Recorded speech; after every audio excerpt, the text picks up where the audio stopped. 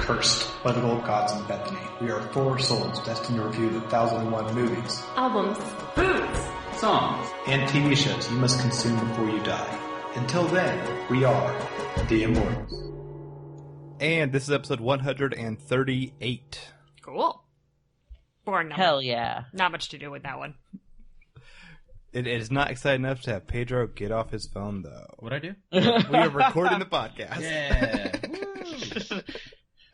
How many tabs do you have open today, Pedro? I went down to 94, but then I think I passed 100 again just now. Oh. Can you... 96. Can you do a random scroll for us and tell us what happened in the news 2 months ago? Sure. Jim Acosta row. Say again? Oh, yeah. Jim Acosta row? Oh, yeah, that's settled. He's back in his job. Threat over reporter's behavior. Yeah, that was... Yeah, okay. There we go. Closed. 95 tabs. All right. This is like those NPR Twitter accounts they make where it's like, what happened today in 1969? Yeah. Except it's Pedro's web browser, and it's 3 weeks ago, and it feels like 40 years have passed since then. It's true. Still. It's this month in review, basically. Mm-hmm. If you're interested, by the way, Emperor Hadrian, who built Hadrian's Wall, died in the year 138 AD. Oh. Just Googled 138? Mm-hmm. Okay. I'm Austin. I'm Sarah. I'm JC. I'm Pedro. And every week we review one of the 1001 movies, albums, songs, and TV shows that you must consume before you die. This week we are covering, notes on the wrong end of the paper, the 360th entry in all those things. No, we're not. No, we're not. We've done that before because we were excited. Nope, 142. Looking at the wrong paper. We're going the 142nd entries in all these things, and let's see where they are. The movie was The Lady Eve. The album was Live from San Quentin by Johnny Cash. The song was On Broadway, as performed by the Drifters. And the TV show is Civilisation. Before we get to all that, we're going to just catch up with who we are and what we've been up to in the past week. Not just news about Jim Acosta from CNN from about a month or so ago. Yeah.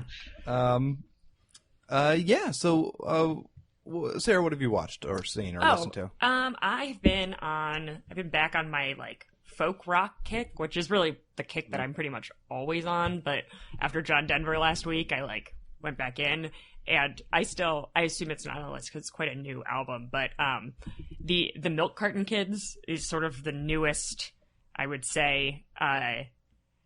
They're sort of like Simon and Garfunkel, but recent, and they have a album that I love, which is called The Ash and the Clay, or The Ash and Clay, by Milk Carton Kids. Is amazing, and I listen to it all the time. It also has a really, really sad song about a dog dying, though. Just FYI. Oh my God! No. Why would someone make music about that? It's really lovely. It's about, or maybe, yeah, I think it's on this one. They write this really lovely song that is from a dog's perspective about their life, and you will cry a lot, but it's a very good song. And also there's other songs that aren't about that. Okay. Name one. There's one called Charlie, which is a guy who's singing about the daughter he hopes to have one day and everything that he's ever wanted for her, which is really lovely. Charlie, I'll make a deal with you, after which you can do anything you want to. I know I've got the leg up, 'cause you're still on me, made up, but baby, you know I wrote this song for you. Don't go kissing boys, and don't make a lot of noise. Let daddy sing his songs, just be real good. And treat your teachers nice and find a healthy appetite for what you really, really want to do. Thank you. That is now the clip we heard, not the Dead Dog song. Yeah, Charlie's a great song.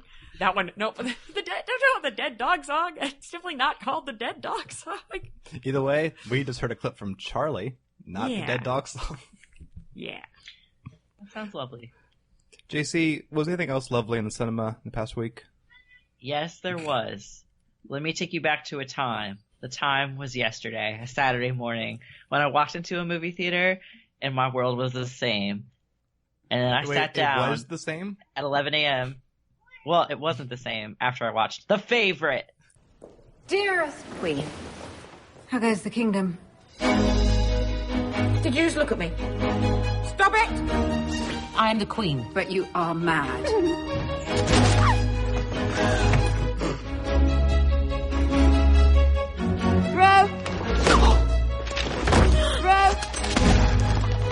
You look like a badger. I've sent for some lobsters. I thought we could brace them and then eat them. Oh, good. Good. It's so fucking good. I saw it the way you should see it, which was in an entirely empty movie theater at 11 a.m. Good. Very good. Very good. in Cambridge. And it was so good. Yeah. Not to repeat all the good things that were said last week, but The Favorite's so good. Olivia Colman, in general, truly took my breath away. Also, it was just very good. She is, I truly, one of the greatest living actresses alive. She's wonderful. She really is. She is so good. This is the most inarticulate way I've ever described someone's acting performance ever. She is just, the whole time, oh my god, she's just great. And she's gross and scary and loving and all of these things. And funny. And funny, yes. So funny.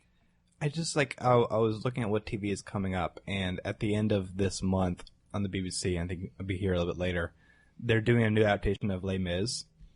Not a musical, just the book. And she's in it. Mm-hmm. Is she Madame Thénardier? I believe so. Oh, yes. Yes. Yeah. She's gonna be so good. Dominic West is Javert. Oh. Huh. Yeah. Okay.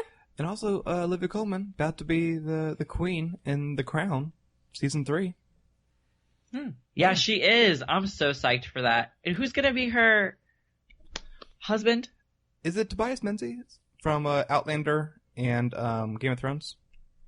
It might be. I'll look. Who is Because he in I Game love of The Thrones? Crown. Oh, The that's last season of The Crown was so good. Ugh. Tobias Menzies in Game of Thrones, he had a wedding. Oh, a bad one? It didn't go well? He had a really I mean, shitty wedding. That doesn't narrow it down that much, he got- but I know who. He got laid when he left the room. And then everyone else had a bad time. Are Yeah, you that's talking fair. about Jack something or another? In... Captain Jack Randall in Yeah. Outlander? Yes. Yep. That guy. Oh, yeah. Yeah. So I'm pretty sure he's Philip. He's in a lot of things. He just sneaks in there. He because he was And also he's in good. The Terror this year, which was fantastic, and he was in Black Mirror. I feel he has just an asshole face. And I'm sure he's very lovely in real life, but he has asshole face. He does. Definitely does. I just looked at his face, and he is going to be a really good. He looks like an older Matt Smith. They have that same Yeah. sort of that curdled makes sense. milk look, that I think will work well for the part. So Pedro, you have to see The Favorite by next week, so that could be your off the list. Yeah, we just gotta go. It's also Yeah, or you're It's off also the pod. great. 100% off up your alley. Yeah, it's Okay. the best movie ever. I watched a Yeah, you great will like film the past week in theaters. Burning. 내 부탁 하나만 들어줄래? 벤이라고 합니다.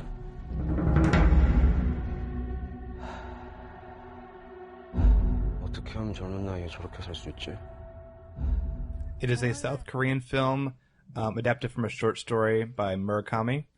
And it is this kind of just really fascinating, quiet, noir-ish story of a young man who stumbles upon this girl who he used to be childhood friends with, but doesn't really remember that well. And things keep happening. It kind of has a Great Gatsby feel, with a bit more noir elements to it. And it, amazing director, directed a movie named Poetry. But what made this so good also was Stephen Ewan, who's best known for playing in The Walking Dead. Oh yeah. But also he's a really good comedic actor and really good beyond the Walking Dead. He got to actually play a role in Korean, I think the first time, and he's outstanding playing the Gatsby-like mysterious, charming guy. Super recommended. Burning, one of the best films of the year. It's awesome. Very pretty movie. Pedro. Yeah. I've been really hitting the good place hard. I'm now on season 3, episode 5. Okay. Oh wow, that's farther than I am. Yeah, I was on season 2, episode 1 a week and a half ago. So It's so we've now covered this. I think now for 3 or 4 different off the list now. it has to be 3 because I'm the 4th. Probably the 4th. Yeah. Yeah, it's outstanding. And once again, we have to talk around every plot point of the show. Yes. I love Ted Danson. Ted He's Danson. still around. Spoilers. Yes, he didn't die in the afterlife. I love all the others too, and Janet. Janet's my favorite. Janet is so good. I think Janet's my favorite too, honestly. It's really hard though. It kind of changes from episode to episode. Mine is definitely Janet, if only because the last episode that aired in 2018, which for us was a couple days ago, so good. Was a masterpiece It made me have a lot of of the feelings. show. And Darcy Carden should not only be given an Emmy, but a Peabody Award. Who? Just to her. Darcy Carden plays Janet. Okay.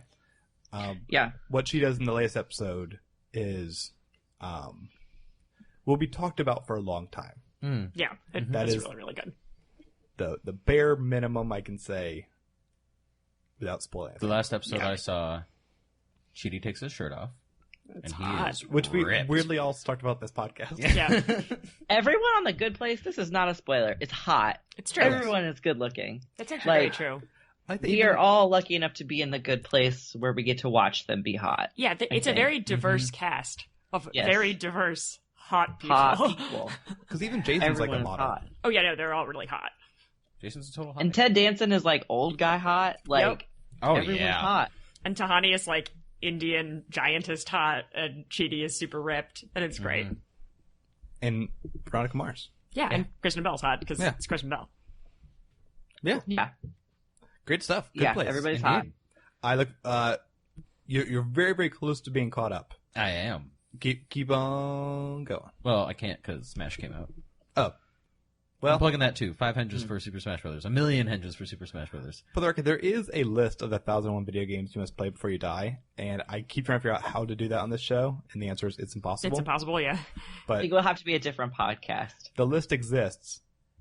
It'd be fun, but like It would be fun. impossible. Yeah. Although, spoiler, and this really disappoints me, as of yet, the home run contest does not exist in Super Smash Bros. Ultimate. The home run contest I'm is gonna very pretend I know what Everyone this is. just I don't find remember. any liquid and just pour it on the ground for Pedro's sorrows. I'm just Pour gonna- one out there. I'm gonna tune out for the Super Smash conversation. Just like wake me up when we're back in. Yeah. Sarah, how are you? How have you been doing? I've It's been so good. pleasant to speak to you about non-Super I've- Smash Brothers Yeah, topics. anything but Smash Brothers. I'm excited to hear things. Yeah, Young you Link is the recommended best to me. character, I feel. Young Link. I've been Young Link is pretty good. been watching a lot of British Bake Off. Still playing I want to be Pikachu? watching more, Oh, yeah. which is very so good. good. Man, back in the good. early days of YouTube, we would. And look I've up lost how all my to do well friends in the to home a run video game contest. that shall not be named. And Yoshi with the down A. Yeah. it's I mean, been, honestly, how have you been dealing with it? I can't I've like been- that I've I've been been trying to work with through. both controllers. I've actually yet. been fine. Like I discovered I, mean, didn't I really might need actually them. get the Pro So I've just controller, been, which is a hanging controller out, controller, playing my own video games, but you don't get to playing That's a lot so of true. Pokemon. Yeah, Like, handicap. you have your dog and your cat. Yeah, they're and great. your Oh, own wait, I video just realized games. something. That's sort of in the position I find myself in. Sometimes I can mute them. All right, Pedro. Oh my god, guys, let's record a goddamn podcast. This bit is done. We're done with this bit. Austin, what did you watch this week? Burning. Already talked about it. Oh shit, I forgot. Did we get to everyone? We got to everyone. Let's start Yeah. this movie Go. conversation. We watched the fucking Lady Eve. The Lady Eve, glamorous creation of Preston Sturges, who gave you the hilarious Drake McGinty, the deft comedy of Christmas in July. Now meet Barbara Stanwyck, his very, very vexy Lady Eve, bewitching, bewildering, and very bothering to Henry Fonda, a modern Adam. So, we watched The Lady Eve, which was this was like the first fun movie I think I've gotten to watch for this podcast.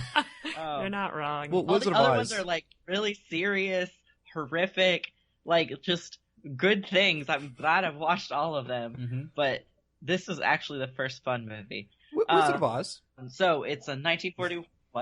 Wizard of Oz. Oh yeah, The Wizard of Oz is fun. I lied. Fine. This is maybe more fun than Wizard of Oz because this is less murder of women. Yeah. Who are witches. Yeah. You're right. No one dies in this movie. True. Except for Henry Fonda's dignity. Well, yeah. That is, or the character that Henry Fonda plays, not Henry Fonda himself. Anyway, so 1941 comedy, the old black and white, Preston Sturges, excuse me. There's too many S's and T's. It's about Henry Fonda, who's a snake scientist and a rich boy chilling on a cruise, and Barbara Stanwyck, who has the best outfits of anybody we have watched so far in my tenure on this podcast, is part of a group of grifters who's trying to grift him out of some money through gambling, and then they fall in love with each other, darling. And then there's a lot of hijinks that happen after that. Yeah. Correct. Yeah. So we covered my favorite Preston Sturges film like 100 episodes ago, Sullivan's Travels. This is my firm second favorite Preston Sturges. Pedro, Jesus Christ. Sullivan's Travels was the Hollywood producer who pretended to be homeless to learn about the That was a good one. That was lovely. Okay. That was a good one, yeah. Okay. All right. We've seen like 130 films at this point, and then all the ones that I didn't have to watch. Have you met Pedro Austin? Like, I have. It's just right. He had and I know audio podcast, but his look was very bewildered of. But no, I mean, Preston Sturges is kind of known for having just like really tight, fun scripts of like a. There's never like any fat in his movies. Yeah. Perfect length, perfect everything. Yeah, there wasn't a single like a perfect scene you didn't need. chicken nugget of a movie. Chicken nugget. A really good one. Yeah. When you get that perfect nugget, I get it. I understand. It was hot, salty, delicious. Oh man, baby Henry Fonda is so cute. Baby Henry Fonda was a highlight for me. Yes. I really liked him and Barbara Stanwyck together. Yeah. I really liked her. I don't think I've ever seen a movie with her in it before. And then, of course, I Googled her, and it was like, she's in everything, and I'm stupid. But she's great. So, this is one of those, like, rare movies that are about con artists, but it's not necessarily a con artist movie to me. Like, there really isn't, like, a twist in the movie. No. Well, not from the audience's perspective. Henry Fonda has a twist it has a number of twists in his life. Like, the only twist happens, like, 10 minutes in when you're like, oh, they're not bad at cards. Right. Okay, we got that. Which I actually didn't, like, I mean, I was watching the movie unfold. I wasn't like, but it is, like, there's a very nice first scene where you just are introduced to the characters and, like, I don't know. Oh, wait, them on the side of the boat, they pretty much said exactly what they're going to do. Then she throws a rock on his head. Yeah, but you don't know which one, like, when the scene first starts, you don't know whether Henry Fonda or Barbara Stanwyck is the card shark that is obviously being telegraphed in that scene.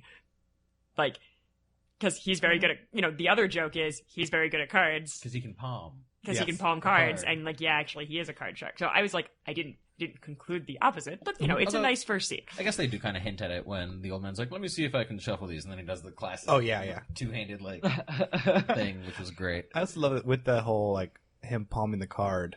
It's such an obvious trick that I was worried that the film thought it was clever. Like, how did he switch the cards? I was like, no.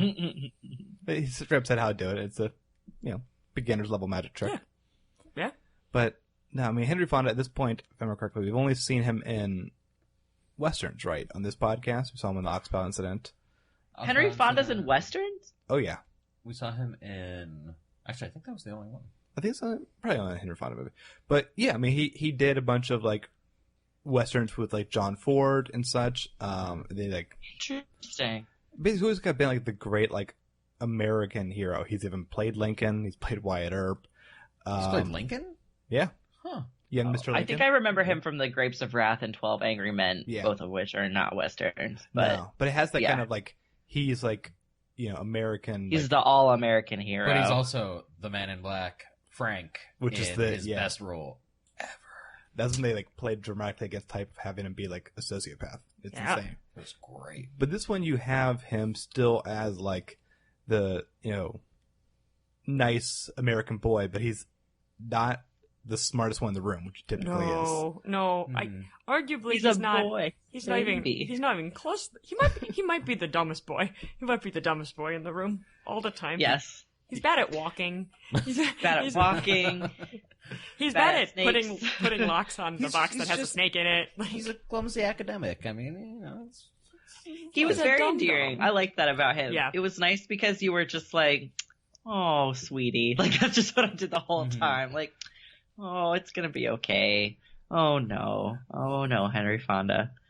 I enjoy the fact that like the movie wants us to believe he is actually good about being a snake scientist at least. So he spent a year in the Amazon doing research. Well, when you're up the Amazon that's true. for a year, he was just bad at keeping the snake in his room, but also or keeping it contained. At one point, we see him reading a book in a delightful scene, and the book is just simply titled "Are Snakes Necessary?" To which I would like to say, no, snakes are the worst. Snakes are the absolute worst. I hate snakes. I hate that this was a snake movie. 0 henges to the snake. How did he do with the snakes in Not this movie? well. Okay. Not well.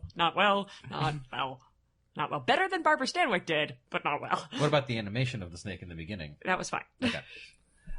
Barbara Stanwyck. I just realized that's why there was an animation of the snake in the front of the movie, in the back. I honestly thought I it was like, about Eve why and the is apple. there a snake? And at the end I was like, oh, there's that snake again. I guess that was cute. I don't understand. Well, now I mean, it's understand. also the Bible, right? Yeah. The temptress Yeah, and yeah, such. Yeah. Lady Eve. Right, and she's kind of a snake. Like, she tempts him and does stuff, and that's sort of what I thought. Yeah. He's dumb in the jungle. Yeah. But, no, the movie is just insanely charming and just so well structured. Like, talk about the scene where he has the book, Are Snakes Necessary? You just had this, like, great showcase for Barbara Stanwyck to monologue about all the women who are around him that he's ignoring. She's in a mirror watching all this happen behind her. Which is great. That was really cute. She just has, like, this amazing energy the whole movie. She does. And she's very, like, it's like, I feel like these kinds of movies always, like, swing back and forth between whether their women are allowed to be sexual or not, like, are allowed to be sexual in their own right or not. And, like, this one is very, very staunchly like, yeah, like, she's conning him, but she also is, like, genuinely, clearly attracted to him, and that's, like, fine. And she doesn't get, like, judged or ruined for, like, being like that, which is nice. I mean, it's because I think they probably got away with it code-wise because she's a criminal anyway. But, well, it's the code's weirder about criminals. Like, the criminals have to be punished in a way, and since she was always kind of a good person, that never, like, took his money by the end. Right, yeah, so that the whole thing is weird. Although, like, the code's weird. So, Preston Sturges, he had a really great movie called The Miracle at Morgan Creek, which is about I don't know how they got away with this at the time. It's about a woman who's pregnant but doesn't know which of, like, the entire village it was. Amazing. Because she, like, slept with a soldier before they all went to war, and it's probably one of, like, 8 men. But she doesn't know which soldier she slept with? Yeah, and it's a whole, like, village raising a child thing. It's really charming. This one also is, like, definitely pushing the Hays Code elements of sexuality. Because, like, these two, I think, definitely slept together on the boat. Because, like, when... Yeah. Because, like, there's a couple lines. They talk about canoodling, and when it is revealed that she's been conning him, he does kind of say, I wish I knew this last night. I took that as they slept together. Yeah. And then, of course, the whole... so this is not like I said, there's no twist in this movie, but the back half of the movie is her pulling another con on him that is more elaborate. And where she's the Lady Eve. She's the Lady Eve. But part of the way to completely mess with him by the end is to, after they got married, reveal that she's had a montage of different affairs before him. We never get a final count. I love that part. Yep. And that was like, because like even then, and there were the twin cousins, and there was the stable boy. There were John's twin cousins. Who's John? I really liked it when he's like, "Who's Cecil?" And she goes, "It's pronounced Cecil," which is like, it's just so stupid, but it's so great. Yeah. And like when she mentioned, there's some name that Henry Fonda yells like really indignantly. I think it's like Hubert or something like that, yes. and I just broke out laughing. He's like, Hubert, and you're like, oh, you're so stupid. Yeah, you're a dum-dum. Because they get away with not saying everything, but the idea that, like, when he talks about her first affair where she got an elope, and, like, well, they didn't. They They found you before the night. Oh no, we were together for weeks. They're charming. And weeks. Changed our names in every hotel we stayed at. Lovely. Just lovely. And that kind of like, there's great banter in the whole movie. Part on the boat's better than the con where she was the Lady Eve. Yeah. I think it moved a little bit better for me. Or like, it was just more like, I think I liked that they were just on the boat together. I liked her persona but on the boat too. I love that end. The end where she's like, oh yes. She's like, I'm married. And she's like, so am I, darling. Yeah. And you're like, this is so cute. And Henry Fonda's so stupid. Right. Because, like, the movie does not let us see the moment that Henry Fonda actually figures out that what's going on. Like, she still is going to have to explain it to him in small words after the end of the movie. Well, he has his bodyguard who's also hilarious in this movie. Oh my god. Especially as he's introduced. Muggsy is the best character. His name is Muggsy. Oh, so good. Amazing. I love that he's immediately positively the same dame. He's the only one saying that. She doesn't like change her outfit that much. She looks exactly the same. Like she didn't dye her hair. She didn't she's just the same person with a different name who flat out denies being the same person. And Muggsy catches on immediately because not that hard to figure out. But it's really easy. Favorite Muggsy moment. Okay, I got two. One's the very beginning when they're like in the Amazon about to leave, and he's just like somehow like someone in the Amazon's in love with him and just gives him this giant like bouquet of like wreath of flowers, and he's just not affected by it at all. And when he screams on the boat when someone like gives him the whole menu of food that he can order for breakfast. He just screams at him, I've already had breakfast. I want milk, spoon, and some flies. I want fly by cockroach. Yeah. And you think he's just being an asshole, but you realize he's getting food for the snake. Yeah. Yeah. So he's just being professional. Oh, he's very good. He's very, very good. But looking back at Barbara Stanwyck and Henry Fonda, like the movie has such good banter and it has such good like plot going on. Oh, and yeah. Characters. But also is like, usually romantic comedies sometimes is just like, look, these attractive people together, or it's like a good like banter kind of thing. This actually does manage to have both, where like they do seem like they're you know they clearly physically attract each other while also having this kind of great repertoire. Yeah, like we're very complimentary. Like, you know, she's gonna run the show and he's gonna do whatever, and it seemed like it would work. I was invested. And his nickname's Hoppy because they all got in the ale business. Hopsy. Hopsy. He doesn't even like beer. Nope. But no, ale. There's a difference. He just can't remember what it is.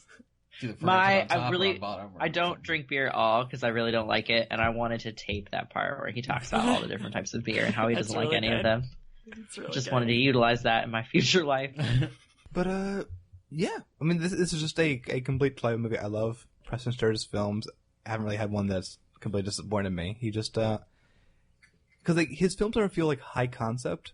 I think it's just that kind of rare nowadays to actually have a comedy with an actual plot sometimes. Yeah. Not just like these people are funny. It's just put them in a room. Yeah. This is like super satisfying. And the only thing that is completely stupid is the poker scene. Not very good poker, but absolutely hilarious the way that her and her father keep stealing the cards to try to make him win or lose as Henry Fonda doesn't get what's going on. I chose to believe that some of that was real sleight of hand. Whatever you want to believe, man. Good, thank you. It is a film. So? It was not a live theater performance, is what I'm saying. So? They can say cut. So? Yep, never mind. We're good. Yep. We've educated Pedro about what a movie is. I don't think I did. It was fun, though, to see his, 4 queens? Well, yeah, Henry Fonda has 4 queens. She deals her dad nothing. Then he swaps out cards from a different deck, so he gets 4 kings. Yeah. And then she swaps out for more garbage. And then he swaps out for another deck he had hidden for 4 aces. Yep. And then she draws her own cards and goes, oh, I have a ace. I was worried some of you guys had aces. So now he can't use that hand anymore. Yep. It's great. Then he just folds. He's like, I was bluffing the whole time. Don't embarrass me by having to show you what I was bluffing on, which is brilliant. I'd give it a solid 4.25. I was gonna give it a 4.3. Nice. Seconded. 4.3 henges. 4.4. Oh my god. This movie's delightful. Whoa. I'm a fan of it. Excellent. And I wish Criterion would put it on Blu-ray so I could own it instead of this really old DVD they have up in the library. Still good. Yeah. What else we heard this week? We heard the album, which is Johnny Cash, live from San Quentin Prison. And I was thinking about you guys yesterday. I've been here 3 times before, and I think I understand a little bit how you feel about some things. It's none of my business how you feel about some other things, and I don't give a damn how you feel about some other things. But anyway, I tried to put myself in your place, and I believe this is the way that I would feel about San Quentin.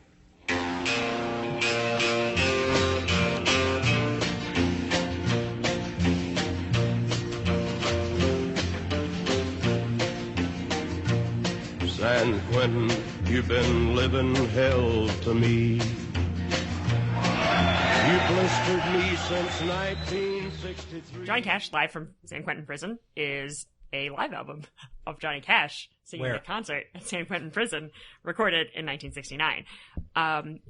So this is one of 3 albums, live albums, that Johnny Cash recorded at prisons. The other one is each of them has a song named after it. So Starkville, Mississippi, and Folsom Prison Blues, and then the song that he debuts on this album, San Quentin, which is a great song. He sort of came up with the idea. He was like, I want to perform at prisons, and made it happen. He's one of, like, this album is, it's the whole concert. Like, it includes the patter with the audience, and it includes, he plays San Quentin, and then he plays it again as an encore.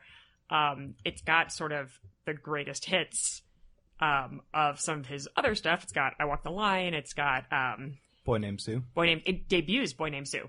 Is that debut? Yeah, because actually the story about it's pretty cool, because Boy Named Sue, which ends up being one of his biggest hits because it's a crossover to the other charts. He was writing, like, in the days coming up to this concert, and he, like, made a kind of last minute decision to, like, be like, hey, I'm doing Boy Named Sue now. And Boy Named Sue is amazing. This is a wonderful album that I loved a lot. It's very much like, it's Johnny Cash, like, interacting with a really enthusiastic audience, who, like, never gets to be in the spotlight, which is very cool.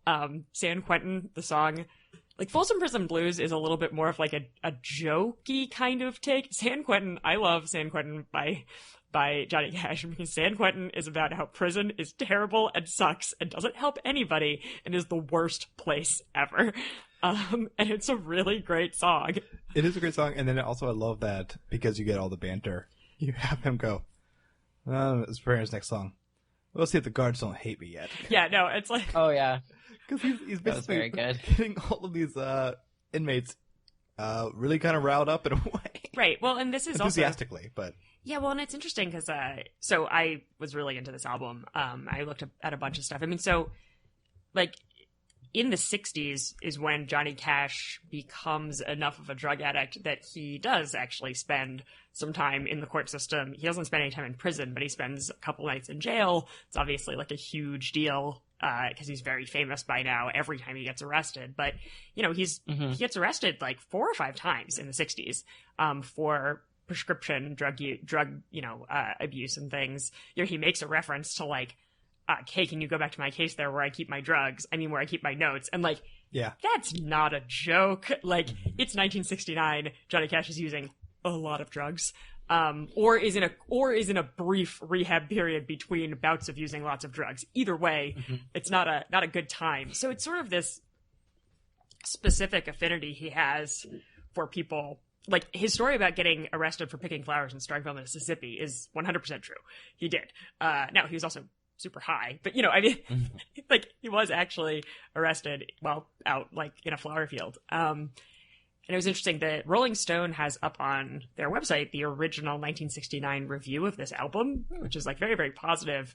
but like points out that like there's like it's a pretty rough cut live album. Like there's very little editing done, there's very little post editing done, and like it's clear that they say like what's clear is that like Johnny Cash wants us to focus on the humanity of his audience, that's really what it's like about, which is a very cool use of a live album. And it has all the best songs, and San Quentin is the best song, and everything is the best. And I love this album a lot. I love Johnny Cash. I think Johnny Cash is one of the most amazing voices in all of music history. I think he's also, as far as rock stars go, he has one of the most sort of interesting, complicated, but ultimately redemptive like life stories, and ended up being a person who was fortunate and surprisingly enough actually lived to old age and like had, you know, a real interesting perspective on his life and was pretty self-reflective in his music himself his entire way through, and was in that way very open, which is something I've always really loved about him. And he wrote A Boy Named Sue, which is just the best song ever about being a boy named Sue. And because it's really funny. And, like, the punchline about how the boy named Sue gets told by his dad, well, I named you Sue so, like, you'd be big and strong because I couldn't take care of you.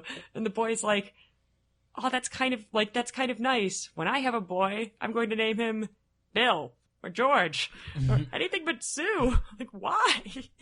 It's great. I was blown away by this album because, because you see, like, all these, like, big concerts where, like, a major band will like go to Africa and like perform like a charity event, and they all like how humble they were and what like a magical experience that was.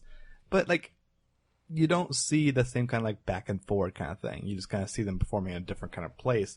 This, with all the banter and the way he kind of performs, is like he loves to be there because he kind of loves them as well. It has such a nice feel to it where it's not just like he's not doing a charity service. No, he's kind of like in his best audience in a bit of a way. Yeah. Where also like, and he's funny with them. Like there is funny. Like he's not just like doing jokes like stand up kind of thing. He's responding what they're doing. He plays the song San Quentin twice because they ask him to.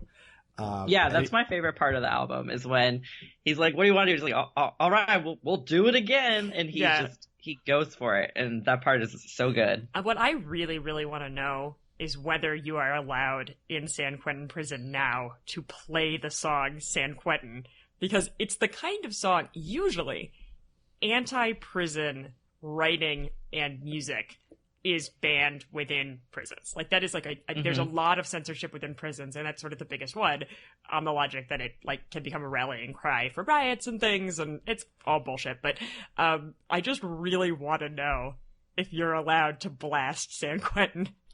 Well, I mean, San Quentin is able to have its own media lab and successful podcast. Well, yeah, but that's for a very small number of people and who have very, very good behavior. Which is a very different thing than allowing certain kinds of, like, you know, censored media in. Like, San Quentin's not a great place. It's not a great place at all. No. One of my other favorite parts about, like, Cash responding to the audience was, so good. At one point when he's introducing one of his songs, it goes, wrote this song with my friend Bob Dylan. Well, Bob Dylan's one that, like, after describing and praising Bob Dylan, he goes, well, you all know who he is. Right. Like, for a second, he was like slightly like pandering and maybe a little bit condescending, but mostly just kind of praising Bob Dylan. And it's like, I don't need to do this anymore. Yeah. Y'all heard Bob Dylan. Yeah, he's just a delight. He feels very well, and it's such a rejection. You know, in in '69 is like pretty much the height of Johnny Cash's career. At least, like he's huge, and to sort of be playing live concerts, like he actually has 2 other live concert albums that are not in prison. There's one in Madison Square Garden and another one that really didn't sell. But I mean, when you're Johnny Cash in 1969, you go play Madison Garden, right? But like the fact that he doesn't, and instead he makes these 3 like incredibly sort of interesting albums that all do just like astonishingly well at prisons is really cool. Mm-hmm. Yeah. JC, what was some of the highest of the album for you? Always Love a Boy Named Sue. I have like good memories of my parents playing that song for me when I was a kid and listening to that song. And it was funny because I think I didn't listen to it on this album. Like, it was on some collection of Johnny Cash's songs. Mm-hmm. And then I was listening to it, and it was like, oh, yes, play that song next. That's what I want to hear. Yeah. That's such a good song. And I think, too, I really liked how it really does feel like you're there. Like, it feels like you are, like, I think probably one of the things that works in the album's favor is that, like, the audience also seems to be, like, probably a lot smaller. Like, Austin, when you're talking about, like, every live album that I've ever listened to, like, I've never really gotten the appeal of live albums because they're live, I guess, and all you can hear is this just sort of, like, roar of the crowd in the background. Like, there's not, like, to me, there's never a lot that's really added because it's not like you can tell who the crowd is or, like, the character of the crowd or whatever. It just is loud, right? Mm-hmm. But with this, it's like, oh, they were like, you can hear how excited they are, and you can hear and like there's definitely a bunch of them there, but it's not like packing a stadium of, you know, thousands and thousands of people, and then all you can hear is like, whoa, in the background. It feels very personal in this really great way. It's probably like the best live album I've ever sat and listened to end to end. So good. I really liked it. I think me too. Yeah, it's it's so, like, you're right. Like, it doesn't feel like he's like in a like soundproof recording booth either, and they're like all on this side. Like, it is like a whole community within this kind of hour. Mm-hmm. There's one song I didn't love, which is the whole he turned the water into wine. The spiritual? Portion. Yeah. Well, what's interesting about that is like that was a song that was also requested by Peace in the Valley, you mean? Mm. Yeah, it was requested by people in the prison as well. Because, like, Johnny Cash is also fundamentally a, like, country singer. And, like, old school country was also, you know, a part of his life. And, like, I actually really love, I also, it's, like, not my favorite Johnny Cash song, but it's still, like, it's that connection with his audience of being, like, also there's people here who want to, like, hear a spiritual, because that's where they're at. I mean, it's not my favorite song, but yeah. Yeah, and I think because he toured a lot with the Carters, and the Carters were very big into, like, doing, like, the traditional country spirituals. Yeah. And so I think that was a staple at most of his concerts is that he'd bring the Carters out and they'd do it. Yeah, and they would sing a song like and this. I like the song between him and June Carter Cash on this album Darling a lot. Companion? I just love June Carter Cash. She's incredible. Were you surprised she was there? No. By that point, they are, like, very much, like... It's in prison, so I didn't know, like, how much female performers perform inside a prison. Not often. I mean, no one performs in prisons. That's true. So... When I was in college, we would go to the medium security prison in Putnam County, Indiana. Oh. And we would perform there. Like, I had a friend who brought her harp, and so we brought a harp there. And it was sort of like this, and we, like, had some quartets and stuff go there, because the school I went to had, like, they had a big music school, and I had a friend who was really into, like, making sure that the school interacted more with the community. So we went several times. That's cool. And it was really interesting. It wasn't as, we couldn't trash talk the guards or anything like that. Yeah, this kind of concert at a prison would not happen now. This is just not how American prisons work anymore. No. And like you said, Sarah, and also, like, I think, as Johnny Cash sort of alludes to in his album, like, the people who are allowed to, like, interact with that kind of stuff, like, it's like only the people who have had, like, sterling quote unquote behavior. Like, it's really it's extremely privileged who gets to interact and with like that the sort of fact stuff. that is something that he knows and that he calls it out, like, it makes a joke about it, like, the guy, like, guess the guards couldn't find the keys or something, like, where everyone, like, totally knows that it's probably some, like, bullshit arbitrary system that's made the decision. Is like, it's great. It's just he is so in tune with, like, he's so at home at San Quentin, but, like, he weirdly, like, he is, and that's part of what makes Johnny Cash great, is sort of leaning the amount that he leans in to who he is, which also probably led him back down spirals of addiction plenty of times, but, you know, it's part of his life. It reminded me of that part in Walk the Line, the movie with Joaquin Phoenix, where Johnny Cash's dad is giving him a hard time when he gets arrested because he's like, now you won't have to pretend you went to prison no more. You've actually gone. Yeah. It's just like, right. Oh, shit. Right. No, and this is about, 69 is about when that is starting to become very much a reality for Johnny Cash. Yes. I think he's probably on probation. I was looking at his legal history. I think he's on probation at the time that he's visiting this prison. Yeah, he might be. Yeah. No, it was, there was a lot of, there's a lot of good Johnny Cash staples on this album. Yeah. Ring of Fire I thought was incredible in this setting. Wait, Ring of Fire was on this? Did I do Ring of Fire? No, it wasn't on here. Did I listened to more songs afterwards. I mixed up. Yeah, you must have. Because, Walk the Line was on it, and, let's see, there were a lot of, really big ones, but... There was also, I was listening to it on Spotify, and there was, a regular version and a legacy version, and I just listened to the regular version, because I didn't know what the legacy version was. Yeah. But there might be differences between the different versions of it that have been released at this point, I'm sure. I'm not crazy. I did hear Ring of Fire on the one I heard. I heard a 1 hour version. I don't know what version it was. Yeah, there's a legacy edition. Oh, yeah. Oh, this looks like it has even more. Yeah, I did. Did you guys have the closing medley of all the stuff? No, I just listened to the 1 hour good. Version. Yeah, I listened to the 1 hour, which... Mine was also 1 hour. I don't know what just happened there. I don't know. Well, yeah. But it was amazing, and it ends with this kind of blending of Folsom Prison Blues, I Walk the Line, Ring of Fire, and The Rebel. Oh, nice. Oh, so it's interesting. Just so he actually, when this album, I was saying that, he's maybe currently a drug addict. He's actually not. So in 69 is when he first starts a 7-year bout of sobriety, which is a pretty long time when you're an amphetamine and prescription opioid addict. And so he basically but he is coming off of a set of arrests that are pretty, basically a pretty rough time in his life, and he's basically about to get married to June Carter, and his kid's going to be born in 70. So he's right in that.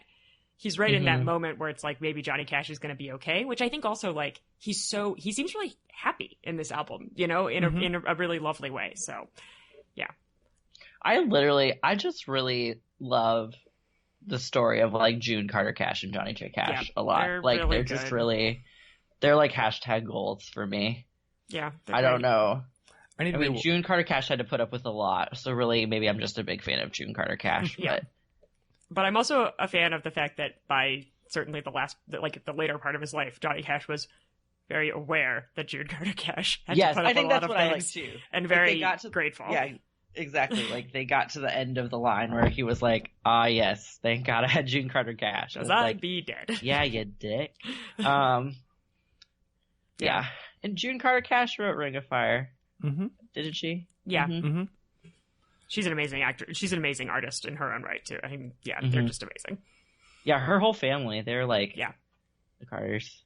Just, yep. Pedro, did you listen to this? No, sorry. Well, you should. I know. Listen to it after. It's good. Yeah. Were you watching Smash videos on your phone? No.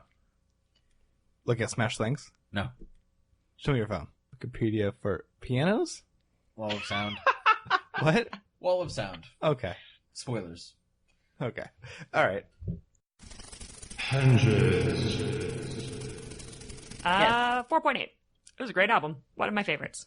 I read 7.4. I also say 4.8. That was what I was going to do. 4.8. Nice. Perfect.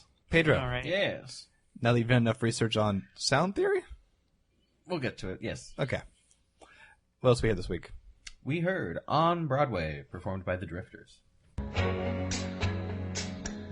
They say the neon lights are bright on Broadway. On Broadway. They say there's always magic in the air. On Broadway. But when you're walking down that street and you ain't had enough to eat,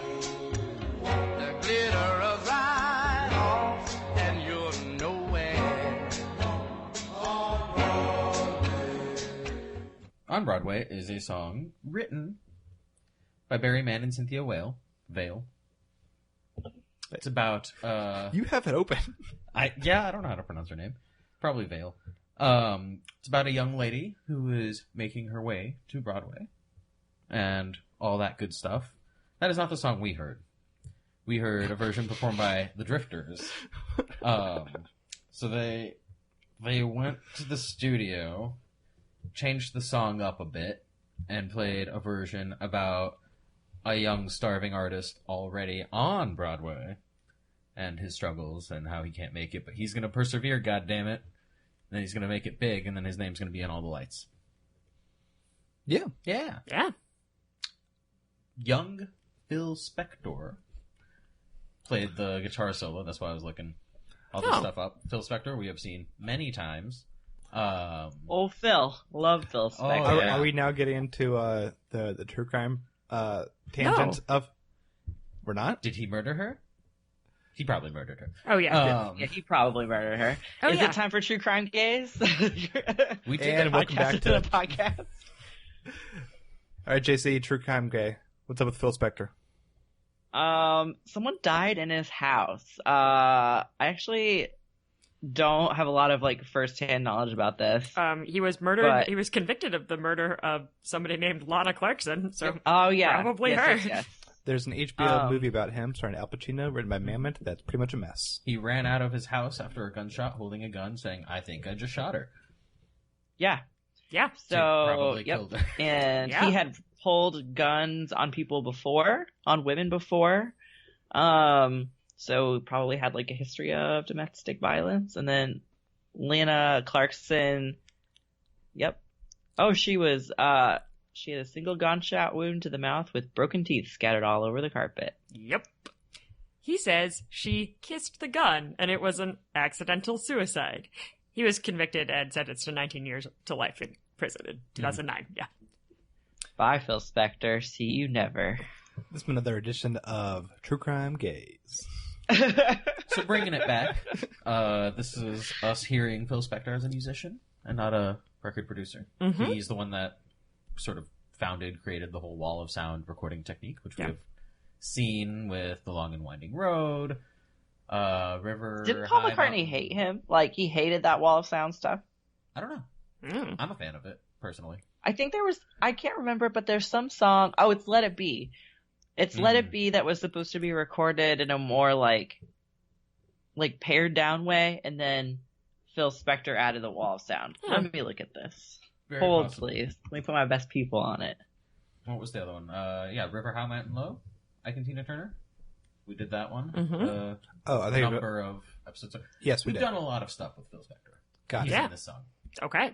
and he performed it instead of producing it. Anyway, He killed it. yeah, he did. Nailed it. Oh my god. Kind of edit in just rapturous applause. Nah, should. The song itself is fine. It's very, very catchy. This version, so the original versions and other recordings bounce back and forth between smooth jazz and soul. Mm-hmm. This is kind of like that, but maybe a little bit more rocky, poppy, not rock necessarily. Jumpy. Yeah, bouncy. But it's a very fun tune. It's very simple. It's just a guy talking about how Broadway seems all great and glamorous, but when you're actually walking down the street and you don't have anything to your name but a dime, a thin dime at that, because somehow it's worth less. And It can be rough. And the glitter just rubs off, they say in the song. That's, which is cool. I wanted to roller skate to this song. It was just so smooth. I wanted to do a figure skating routine to it. That makes sense. So one of the best movies I've ever seen is the Bob Fosse movie, All That Jazz. And all that jazz. Not in that movie. Okay. That is Chicago, which is where you are. It's true. It's where you are. Mm-hmm. And we're just off Broadway. I was on Broadway earlier today. Yeah. I was also on Broadway. It was great. Luckily, Broadway is such a large street in Chicago that does not narrow down where we're recording. I mean, Do you God forbid think? Bethany Wait, finds hold on. us. Are you afraid? I don't know. Alright. But anyway, the movie All That Jazz begins with this song and just an amazing montage of all of these people going through the audition process for like the new Fosse musical. And it's just like this really awesome introduction to the city, introduction to the theater world that is at the same time like grueling and inspiring. Like you kind of watch them all like struggle and try, but when they get it, it's incredible. But when they don't, it's devastating, but you kind of keep doing it. It is, that version is a little bit longer because it allows for more like riffs to, like I feel like it's like 7 minutes in the movie. But yeah, so I've known this song because I just keep watching All That Jazz. And it's one of the best like introductions to a film because of how great the song is. River Deep Mountain High. Yes. That name's so wrong. That's the thing we did a long time ago. Very Hell yeah. episodes ago. I think it was one when like Sarah's out of town and it was you, me, and Adam in a boiling apartment. That seems right. Very well could have been. Yeah. Seems like you missed a lot, Sarah. Yeah. She was at a conference in Florida? Georgia. I do like the song. It's not super complicated. It's a very simple, catchy tune. I like the old school, just like it keeps building on itself. Like the vocals take a break for a minute, and then you've got some brass coming in, and then orchestra, and it just keeps getting bigger and bigger. And going, woo, it's Broadway. It's just a lot of fun. Mm-hmm. Very fun. Yeah, it song. is. Yeah. That's all I got, though. Makes sense. I'm pretty sure they did this song. I saw the Carole King musical, and I'm pretty sure this is a song in the musical. Oh. Was that any good? It was okay. All right. It's a jukebox musical. Like, it was engaging and entertaining. Was it good? Is any jukebox musical great? Not usually. Okay. I felt like I did learn a lot about Carole King. She has written so many songs. Like, holy shit. Like, the whole musical was me just being like, wait, she wrote that song? She wrote that song? She wrote that song? That was me the whole time. And everyone around you's like, please stop doing this. I'm confused. Everyone around was like, can you please shut up? Pedro... The Drifters are, yeah, it is. The Drifters are in the musical, and they actually sing several songs in the musical. I think she wrote some songs for them. Hold, please. Pedro, a jukebox musical is, instead of like, a whole like set of original songs, it's like Jersey Boys or Mamma Mia, where it's like all these ABBA songs. So there's all these ABBA songs into a story, instead of like, vice versa. Cool. I saw the Jimmy Buffett jukebox musical, Escape from Margaritaville, which was oh my god, weirdly charming. I'm sure it was. I think that they was. are just sort of naturally charming. Like, they're not good, but charming. Well, this one was written by Mike O'Malley and the guy who created My Name Is Earl. So it actually had like set up jokes in it. Mike O'Malley, sure, he's a successful actor and writer and creator of great shows like Survivor's Remorse, but we all know him best as the host of the Nickelodeon game show Guts. Oh. Mike O'Malley. Weird. It's him and Mo. So Carole King wrote over 110 songs, and 61 of them charted on the Billboard. That's insane. And all of them are in the musical. Wow. No, very few of them are. But some of them are. I mean, most of them are. Yeah, no, but she is a really great songwriter. That's all. That was my tangent. Cool. I give this song, it's difficult, 4 henges. 4 solid henges. 4.3. Motherfucker. Why? I clearly liked it more than you the whole review. 3.8. I'd also say 3.8. Alright, that is On Broadway by The Drifters. Broadway. 1963, I never actually On mentioned Broadway. Oh, start the review over. Okay. Nah. On Broadway is a song. Came out in 1963, as performed by the Drifters. Are we stuck in a time loop? What the fuck is happening? No Speaking more. of being stuck back in time. Oh no! Now it is I provided a segue. now it is time for the rather famous BBC documentary series, Civilisation.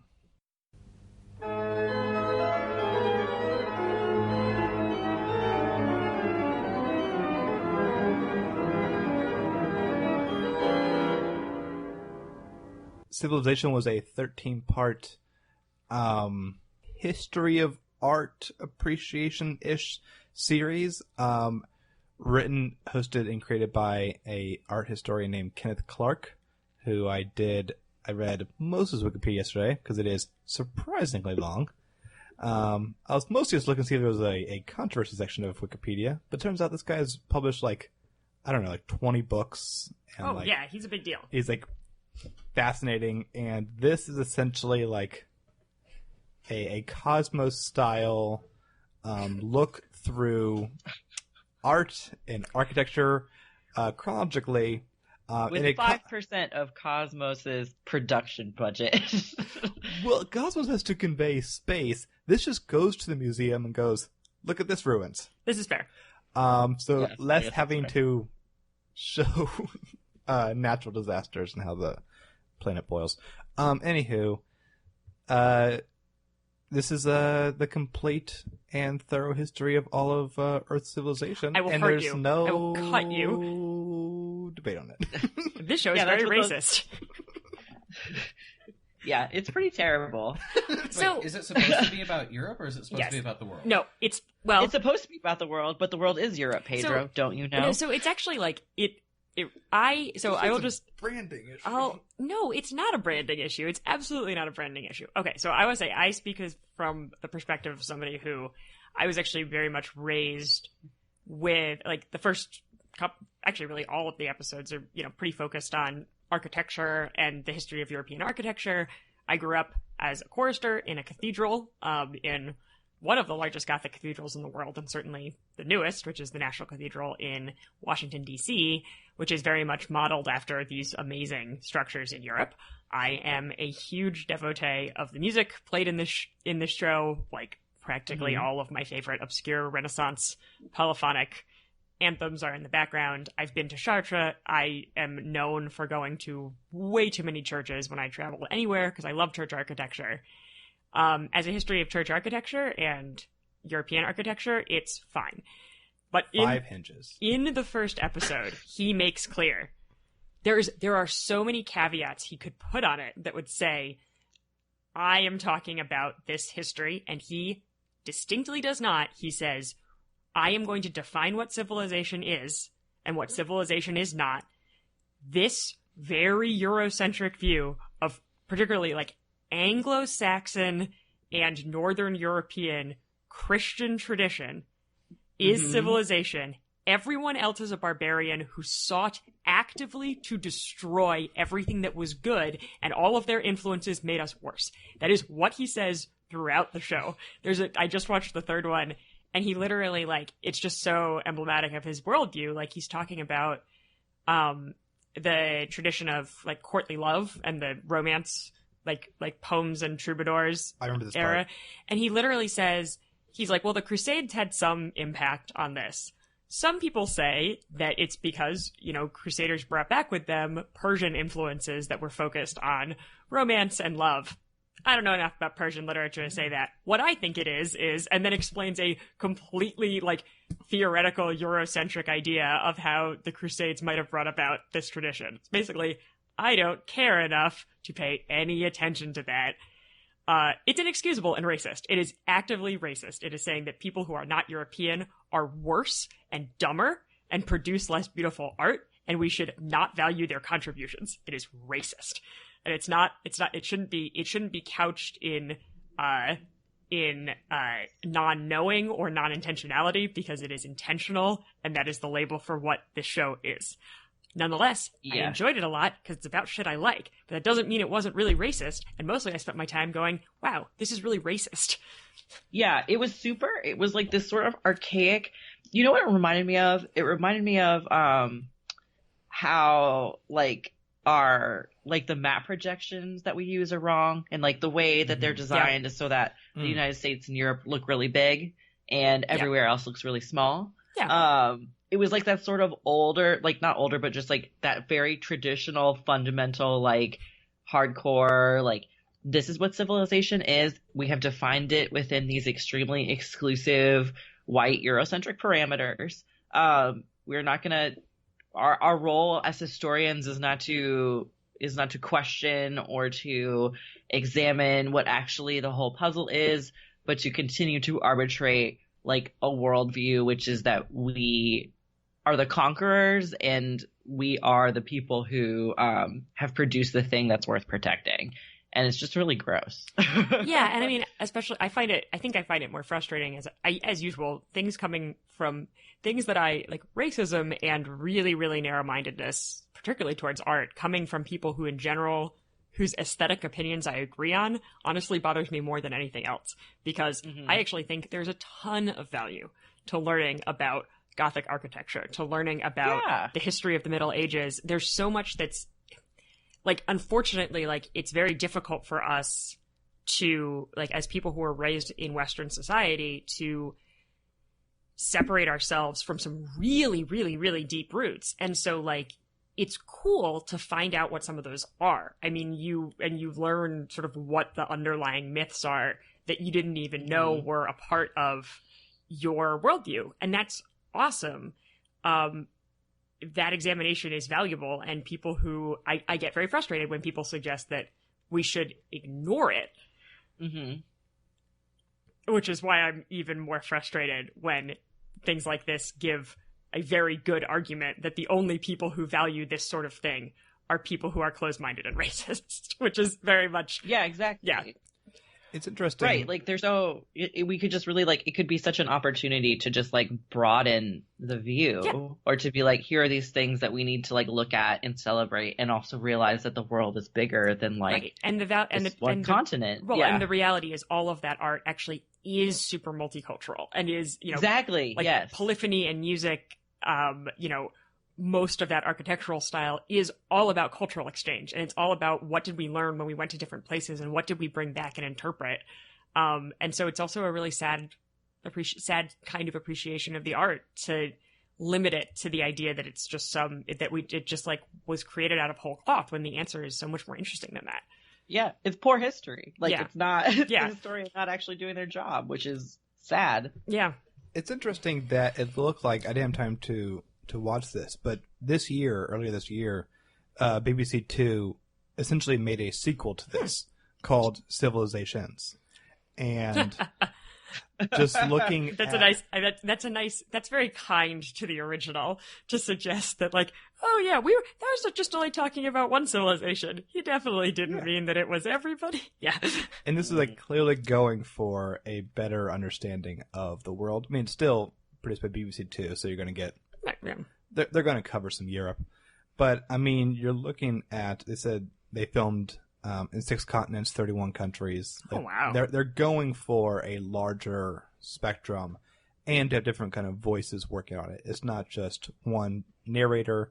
It is a series of people with different kind of backgrounds to pull this off. So I think, like, time has shown that, at least in my mind, like, this original series had a lot of value and was just so limited in its perspective that it doesn't work as much anymore. Even though, like, when they did, like, I've never been one that really understood, like, the appeal of architecture. Yeah.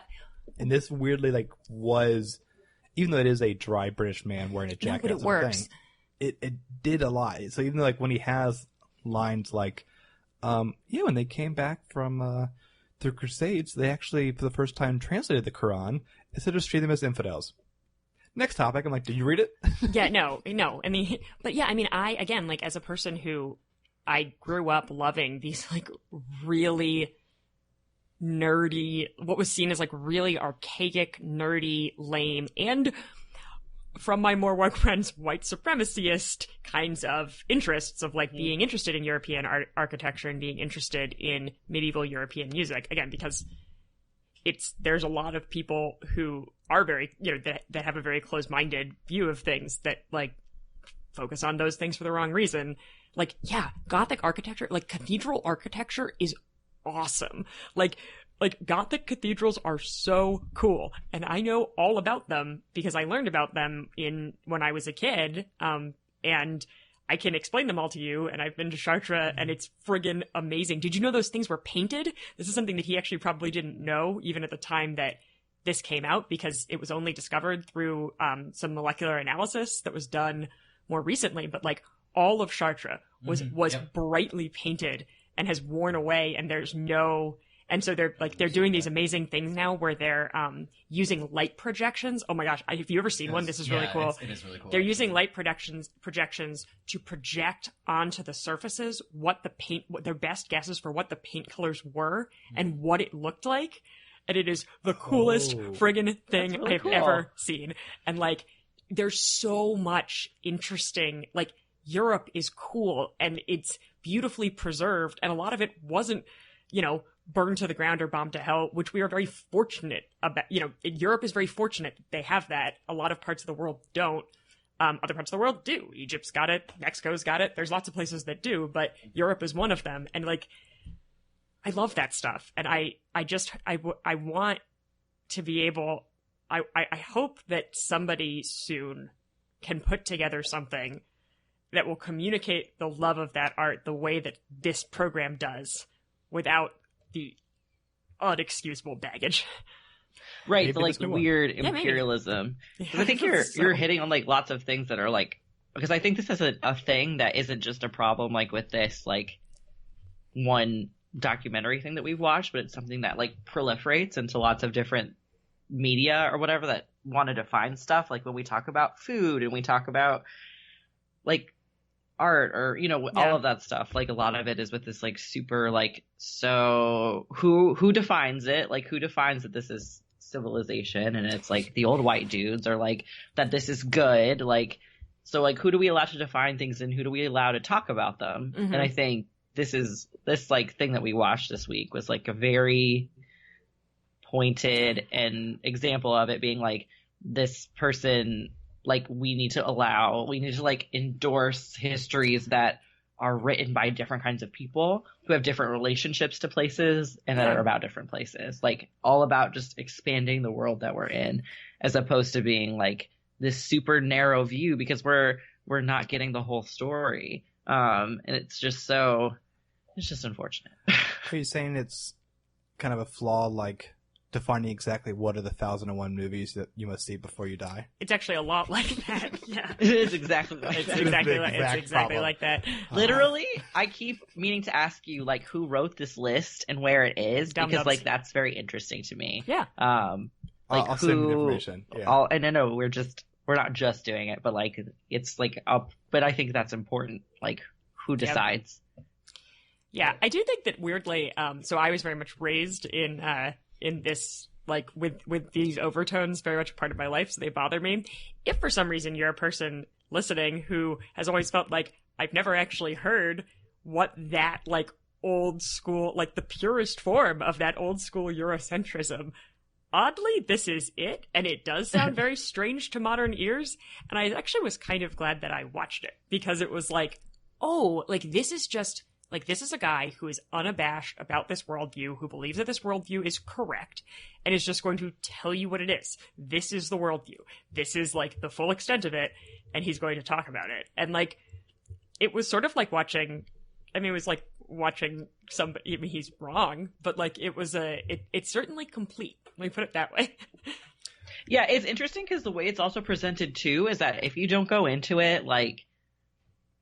actively kind of questioning or being like skeptical or whatever hat you're bringing in, like you might sit here and be like, oh yeah, this dude's totally right. Yeah. It's just so like unassuming. It doesn't question itself at all. It doesn't really present any like bigger questions. Like everything is very much in absolutes. Like this happened, which led to this, which led to this, which led to this. And like there's no flexibility in it. It's like the super rigid, like to me it just felt very English, like in this way where it was like, of course this came from England, like who tried to conquer everything and make it theirs, and like has such a complicated relationship to talking about what civilization even is in our world. Like civilization with like the biggest air quotes you can imagine. Like it's wild. Well, I also definitely missed a number of things kind of early on, particularly because when he's talking about, like, barbarians invading and whatnot, I was reading that as him interpreting the intentions of the artist. So it wasn't him like summarizing history. It's more of like the people who made this considered these people barbarians, which is why they did it this way. Like yeah, but that's not what he says. That's what I kind of saw him like. That's what I like, because it is like unflinching, like not skeptical, whatever. That's just much what I did there, and it was kind of like once you start seeing certain patterns, you recognize like. Yeah, and I think that's what, if it hadn't been for the first episode where he really does stake his claim that like he is going to define civilization, and this is how he is going, and it's actually titled A Personal View by this guy. Like, I think even the BBC at the time probably knew, like, well, we shouldn't, like, endorse this as, like, it is, like, it's this guy's thing. And it's this guy's view, and he says that too, but, like, yeah, he's not, like, it is, I think there's also an element of being able to listen to it now as an adult when I was told these same messages as a kid, and listening to it with open ears in a way that I didn't when I was a kid. And because I think it's very tempting and easy to do what you did, which is not saying you did anything wrong, which is to be like, you sort of in your brain are doing a very quick, well, he can't possibly have meant that. So he must mean, but like, if you listen to the words coming out of his mouth. Like, I guess I just always never bought into that idea, because if you're going to start with like history of civilization art, you're starting in China. Right. So but he's not. And that's the thing. And like, I think that, and that's how I always, like, it's very easy to make that adjustment in our heads because we know that that's BS. But like, it's also, I found it really valuable to be like, no, actually, like, he's being very clear about what he means. He means, no, China was not civilization because it was not focused on art in the very small way that he defines art, period. And he doesn't care about scientific progress, and he doesn't care about other religions because they're not Christianity, and Christianity is the best religion. That's what he means. And, like, that's really striking. Yeah. It was definitely an interesting watch. I actually am willing to say that it is one of the 1001 TV shows you should see before you die.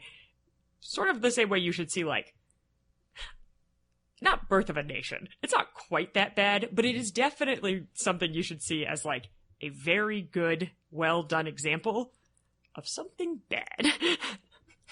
Yeah, it is. It was I watched one episode of it, and then I started watching Blue Planet, which is a good documentary about oceans. Well, and if you want to go way back and see my other critique of a more modern and I think quite similar kind of problem is the documentary series Human Planet, which has all sorts of problematic crap going on in terms of like voyeurism. I've never heard of that before. It's in the same people who produce like Blue Planet, Planet Earth. I'd be fascinated to know what you think of it, JC, because I definitely came in guns blazing on episode 2 about how it was some racist shit. Which confused me. I'm like, I think it's pretty good. Yeah, right. I was like, this is my second time watching, actually. This is It's very pretty. It's very pretty. Yeah. As a guy who hypnotizes I'll have to check that out. Is it on Netflix? Every once in a while. Yeah, it comes in and off. Okay. There's a guy who hypnotizes sharks. So that one's weird. I do want to recommend as like a palate cleanser watching the part of Blue Planet, the first episode where all the manta rays are leaping out of the water. Ooh. And David Attenborough is like, why do they leap? Is it to say, I'm here? No one knows. I love you, David Attenborough. Did you see he commissioned this original Civilization? Oh, really? That makes sense. That's very with him. Yeah, that's. So he also helped commission the sequel. Huh. Civilizations. Is he related to John Hammond? I think they actually are, right? Okay, cool. Pedro, as a sort of European person who didn't watch the show, what do you think? Sounds weird. Despite everything, this is 3. I'm actually also going to give it a 3. It is because I'm actually probably going to finish it and just like deal with yelling at the screen because I would not pay for it. It's on YouTube. I would have trouble giving money to a project like this, but I'm interested to see how this unexamined racist viewpoint goes and the information, the actual substantive information that it is pretty cool. And the sequel's on Netflix right now. Cool. Which came out earlier this year. So yeah, that was Civilization and also episode 138. Cool. I feel like we gave Birth of a Nation a 3. I did. I think I gave it like No, a I think 2. I gave it a little bit less than A that. little bit less. It ended up averaging somewhere in the 2s. Because I think Lee gave it a 0, which is also a fair answer. Mm-hmm. Oh yeah. The 0 must be saved for those times like Birth of a Nation. I think I've given some 0s, but I don't remember what they were. I think I gave a 0 to the most offensively bad show we covered, which is a British sitcom called Gimme Gimme Gimme. Oh yeah, it was. You hated that thing. Yeah, only Adam and I watched it, and we just like lost him. I think it had I think he gave it 0.1. So I think it has on the website 0.25 as 2.5 as the average rate. It's horrendous. I watched the whole thing. Yeah. Anywho, that was episode 138. Yeah. Sweet. Let's come back again next Hell week. yeah. Hell yeah.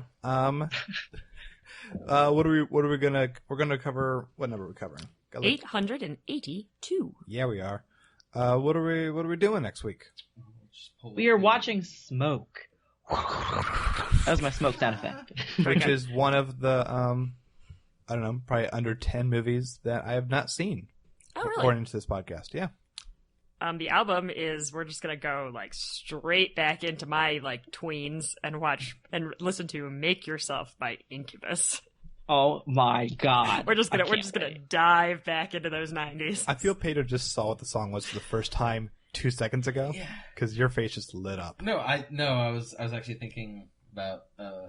I liked how Sarah brought up going right back into the tweens and stuff, because I actually never got into Incubus, so I'm really curious about what I missed back then. You're gonna find that it sounds like the background noise of your years as a tween. It's a thing. I hate that feeling though. Yeah. Oh god. Okay. The song is "I Try" by Macy Gray. Awesome. Yeah, it is. Awesome. There you go. And always when we get a later number, like after 8:50, I go, "Oh, cool! Maybe a modern TV show I've already seen all of." Nope, this is an Australian drama I've never heard of called "Winners and Losers." Yup. About women who won the lottery. I ran for 5 seasons. Excellent. So, literally don't know anything about this. Never mind. Gonna be just Austin's fine. off kilter. It's gonna be great. Oh yeah! So come back next week. During the holidays, we'll have an episode probably on time-ish. But yeah, until then, you can leave us a comment at theartofmore.com. Let us know what you think of these things. Especially, we'd love to continue the conversation on something like Civilization, because it's a lot. While you're there, check out other podcasts, including Ad Absurdum, where 2 lawyers talk about real-life legal implications within pop culture. Also check out Let's Take 5, where myself and Eric Martindale talk about 5 films covering great directors or actors' canons. And we're currently on a hiatus just because of, once in a while doing a weekly podcast leads to exhaustion. And it's good to take a break every once in a while. Yeah. But in the meantime, check out some past episodes. Like, all 3 of my co-hosts have been on it. Sarah was on the one about Lord of the Rings, Fellowship of the Ring, for the Kate Blanchett 5. Pedro was on 7 Samurai for the Akira Kurosawa 5, and JC was on the episode of Carol for also the Kate Blanchett 5, which JC recorded the whole thing off her phone, and I believe the loudest part of Boston. Yeah, it was. It was the loudest part of Boston. Great I stuff. went there purposefully to record. Good. So check out all those episodes. They are all on the website and on iTunes and all this kind of stuff. And go see The Favorite. Go see The Favorite. That's Pedro's requirement for next week. What? Because I didn't watch The American Astronaut again. Oh, god damn it. Let's just do it together. Oh, sorry. There's just a lot of betrayal and heartbreak on this podcast. I a lot more than I anticipated. I could have watched it last night and didn't. Oh. That's totally okay. I just remembered this minute that I still haven't watched that damn thing. You remembered it more than I did because I just completely forgot about it. Alright. Leave us a review on iTunes so we'll find the show.